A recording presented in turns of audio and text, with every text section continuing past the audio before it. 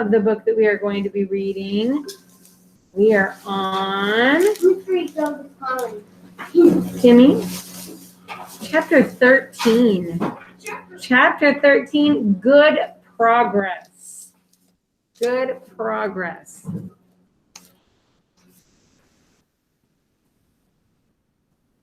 Chapter 13, good progress. Okay. Far into the night, while the other creatures slept, Charlotte worked on her web. First, she ripped out a few of the orb lines near the center. She left the radial lines alone as they were needed for support. And as she worked, her 8 legs were a great help to her. So were her teeth. She loved to weave, and she was an expert at it. When she was finished ripping things out, her web looked something like this. Okay, so just kind of all the straight ones going out, and then a few of the ones around like the outer edge. Okay, that's what her web looked like. A spider can produce several kinds of thread. She uses a dry, tough thread for foundation lines, and she uses a sticky thread for snare lines, the ones that catch and hold insects. Charlotte decided to use her dry thread for writing the new message. Okay, right, so she didn't want to use a sticky thread for writing her message because she didn't want bugs to get into her message, right? She wants the dry thread. I'll write the word, if I write the word terrific with sticky thread, she thought, every bug that comes along will get stuck in it and spoil the effect. Do you think that would be like very cool looking if like the word terrific had a bunch of bugs stuck in it? No, that'd be yucky, right? Ew. Okay. Now let's see. The first letter is T. Charlotte climbed to a point at the top left-hand side of the web. Because, right, words we read left to right. So it makes sense if she's starting with the T, she needs to start at the left. Okay, Miss Suhaidi, did you eat something out of your breakfast, girlfriend? Remember, our tummies don't like to be empty. Swinging her spinnerets into position, she attached her thread, then dropped down. As she dropped, her spinning tubes went into action, and she let out thread. At the bottom, she attached the thread. This formed the upright part of the letter T. Charlotte was not satisfied, however. She climbed up and made another attachment right next to the first. Then she carried the line down so it showed a double line instead of a single. It will show up better if I make the whole thing with double lines. She climbed back up, moved over about an inch to the left, touched her spinnerets to the web, and then carried the line across to the right, forming the top of the T. She repeated this, making a double, right? So she doubled down, double at the top. Make sure we cover our mouths with our elbows if we sneeze, okay?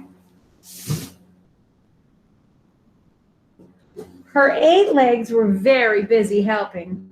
Now for the E. Charlotte was so interested in her work, she began to talk to herself, as though to cheer herself on. If you'd been sitting quietly in the barn cellar that evening, you would have heard something like this. Now for R, up we go, attach, descend, pay outline, whoa, attach, good, up you go, repeat, attach, descend, pay outline, whoa girl, steady now, attach, climb, attach, over to the right, pay outline, attach, now right down, swing that, loop around and around, now to the left, attach, climb, repeat. Okay, easy, keep those lines together. Now then, out for the leg of the R, pay outline, whoa, attach, ascend, repeat. Good girl. And so she talked to herself. The spider worked at her difficult task. When it was complete, she felt hungry. She ate a small bug that she had been saving. Then she slept. Next morning, Wilbur arose and stood beneath the web. He breathed the morning air into his lungs. Drops of dew catching the sun made the web stand out clear. When Wilbur arrived at breakfast, there was the handsome pig, and over him, Woven neatly in block letters was the word terrific. Another miracle. Lurvy rushed and called Mr. Zuckerman. Mr. Zuckerman rushed and called Mrs. Zuckerman.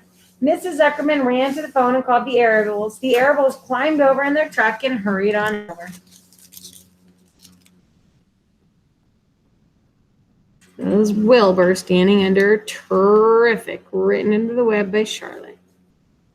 He's a fat pig now. Well, yeah.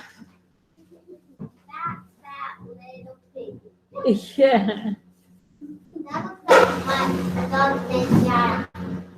She always eats bacon. All right. All right, we're going to keep reading. Everybody stood at the pig pen and stared out at the web and read the word over and over, while Wilbur, who really felt terrific, stood quietly, swelling out his chest and swinging his snout from side to side. Terrific, breathed Zuckerman in joyful admiration. Edith, you better phone a reporter on the Weekly Chronicle and tell him what happened. He will want to know about this. He may want to bring a photographer. There isn't a pig in the whole state that is terrific as our pig. That afternoon, when Mr. Zuckerman went to milk the cows and clean out the tie-ups, he was still thinking about the wondrous pig he owned. Lurvy, he called. There will be no more cow manure thrown down into that pig pen. I have a terrific pig. I want that pig to have clean, bright straw every day for his bedding. Understand? Yes, sir, said Lurvy. Furthermore, said Mr. Zuckerman, I want you to start building a crate for Wilbur. I've decided to take the pig to the county fair on September 6th. Make the crate large and paint it with green with gold letters. What will the letters say? Asked Lurvy. They should say, Zuckerman's famous pig. Lurvy picked up a pitchfork and walked away to get some clean straw. Having an important job was going to mean plenty of extra work. He could see that.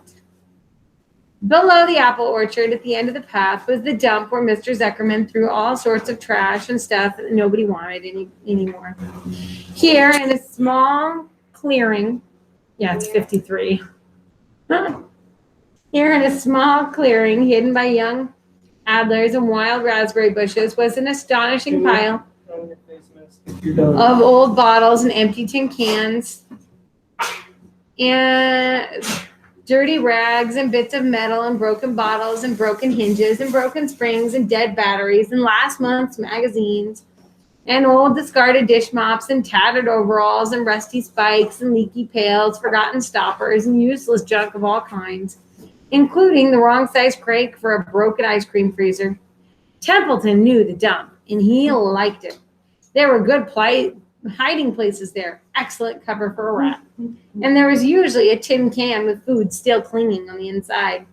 Templeton was down there now, rummaging around. When he returned to the barn, he carried in his mouth an advertisement he had torn from a crumpled magazine. How's this? He asked, showing the ad to Charlotte. It says crunchy. Crunchy would be a good word to write in your web. What do you guys think? Do you think Charlotte's going to like the word crunchy to put in her web for the pig? Why not? Why wouldn't you want the word crunchy? Troy, what do you think? Honey, you're going to have to speak up, sweetheart.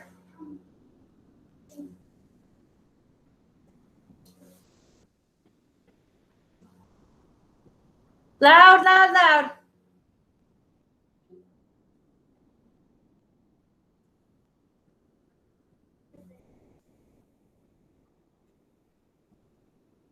Okay, would we want Charlotte to put crunchy in the web? What is crunchy usually referring to? What do you usually refer to as like crunchy, Elizabeth? Yeah, like eating. Do you think she wants to put something in reference to eating in her web about the pig whose life she's trying to save? No. Then that might keep it in their mind that maybe they should eat Wilbur. Okay, let's see what Charlotte says. Let's see if that's what Charlotte says. It's just the wrong idea, replied Charlotte. Couldn't be worse. We don't want Zuckerman to think Wilbur is crunchy. He might start thinking about crispy, crunchy bacon and tasty ham. That would put ideas into his head. We must advertise Wilbur's noble qualities, not his tastiness. Get another word, please, Templeton. The rat looked disgusted, but he sneaked his way back to the dump and was back in a while with a strip of cotton cloth. How's this? He asked. It's a label off an old t-shirt. Charlotte examined the label. It said pre-shrunk. I'm sorry, Templeton, she said, but pre-shrunk is out of the question. We want Zuckerman to think Wilbur's nicely filled out, not all shrunk up. I'll have to ask you to try again. What do you think I am, a messenger boy? Grumbled the rat. I'm not going to spend all my time chasing down to the dump after more advertising material. Just one more, please, said Charlotte. I'll tell you what I'll do, said Templeton. I know there's a package of soap flakes in the woodshed. It has writing on you. I'll bring you a piece of the package. He climbed down the rope that hung on the wall and disappeared through a hole in the ceiling. When he came back, he had a strip of blue and white cardboard in his teeth. There, he replied triumphantly. How's that? Charlotte read the words. With new radiant action. What does it mean? Asked Charlotte, who'd never used soap flakes in her life. How should I know? Said Templeton. You asked for words and I brought them. I suppose the next thing you'll want me to fetch is a dictionary. Together they studied the soap ad. With new radiant action, repeated Charlotte slowly. Wilbur, she called. There's Templeton replying, getting the word crunchy from the dump.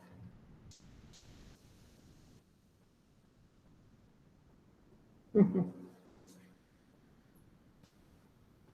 a stinky rat. Yes.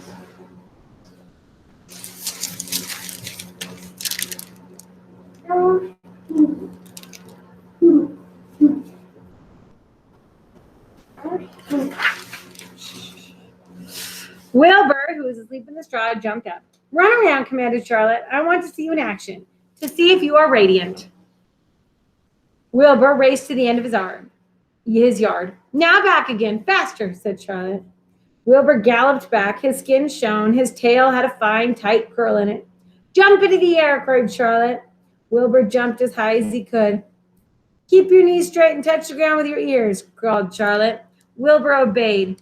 Do a backflip with a half twist in it, cried Charlotte. Wilbur bent over backwards, twisting and writhing and twirling as he went. Okay, Wilbur, said Charlotte, you can go back to sleep. Okay, Templeton, the soap ad will do, I guess. I'm not sure Wilbur's actions is exactly radiant, but it's interesting. Actually, said Wilbur, I do feel radiant. Do you? Asked Charlotte, looking at him with affection. Well, you're such a good little pig, and radiant you shall be. I'm in this thing pretty deep now. I might as well go to the limit. Tired from his romp, Wilbur lay down in the clean straw. He closed his eyes. The straw seemed scratchy, not as comfortable as the cow manure, which was always delightfully soft to lie in. So he pushed the straw to one side and stretched out in the manure. Wilbur sighed. It had been a busy day, his first day of being terrific. Dozens of people had visited his yard during the afternoon, and he had to stand and pose, looking as terrific as he could. Now he was tired. Fern had arrived and seated herself quietly on her stool in the corner. Tell me a story, Charlotte, said Wilbur as he lay waiting for sleep to come. Tell me a story. Oh. So there's Wilbur doing his flip in the air, trying to look radiant. Can he actually do it? Well, according to the picture, he can do kind of a backflip. I don't know that in real life they could, but what do I know? Maybe they could. And then he Oh, why is that basket on top of the tissue box? No. That's so weird. I don't know where that basket came from. Maybe I took it out of the cabinet. Would you just move it off to the side of the tissue box at all? All right, there he is, looking radiant. So, Charlotte, although she too was tired, did what Wilbur wanted. Once upon a time, she began, I had a beautiful cousin who managed to build her web across a small stream. One day, a tiny fish leaped into the air and got tangled in the web. My cousin was very much surprised, of course. The fish was thrashing wildly. My cousin hardly dared tackle it, but she did. She swooped down and threw great masses of wrapping material around the fish and fought bravely to capture it. Did she succeed? Asked Wilbur. It was a never to be forgotten battle, said Charlotte. There was the fish, caught by only one fin, and its tail wildly thrashing and shining in the sun. There was the web sagging dangerously under the weight of the fish. How much did the fish weigh? Asked Wilbur eagerly. I don't know. There was my cousin, I don't know, said Charlotte. There was my cousin, slipping in, dodging out, beaten mercilessly over the head by the wildly thrashing fish. Dancing in, dashing out, throwing her threads and fighting hard. First she threw a left around the tail.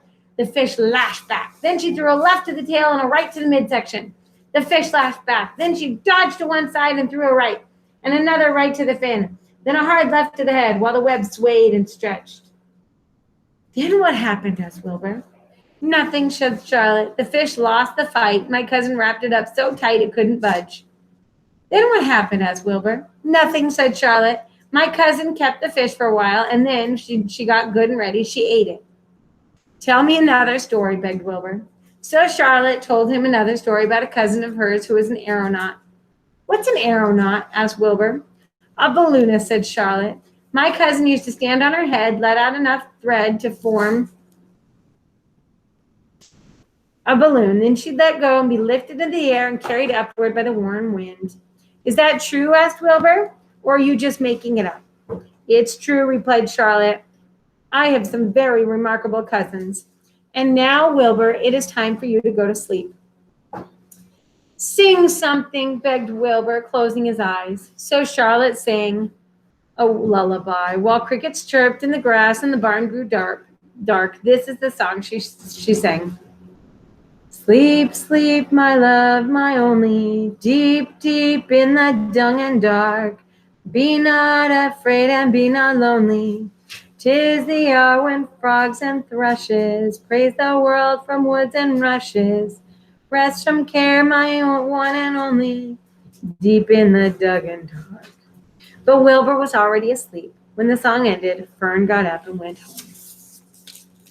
And there is a picture of the fish being caught by Charlotte's cousin.